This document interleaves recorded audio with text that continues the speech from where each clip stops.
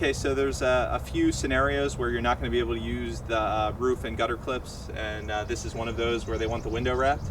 So a few things, you know, from a professional standpoint that you want to take into account is the color of the extension cord that you use. In that video, you may not even be able to see that there's a white extension cord running up the J channel to the middle of the window, up around this corner.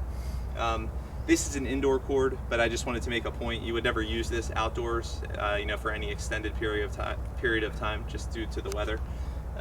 But I just wanted to make a point that a little forethought in your process will definitely get you repeat customers from year to year, because little details like this are what make the difference between a professional job and a guy that's just, you know, going around putting up lights this year.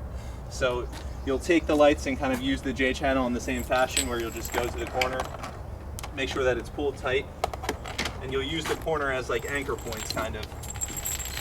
As you go around, just keep it pulled tight. Keep it pulled tight.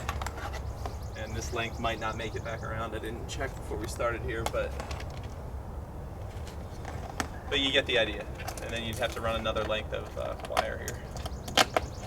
And then you want to go around and adjust all of your lights to make sure that they're sitting, you know, nice and uniform as you go around the window. All of these lights, you want to tuck them in and make sure that they're, you know, pointing straight out. But anyway, that's how you would simply wrap a window in 2 minutes.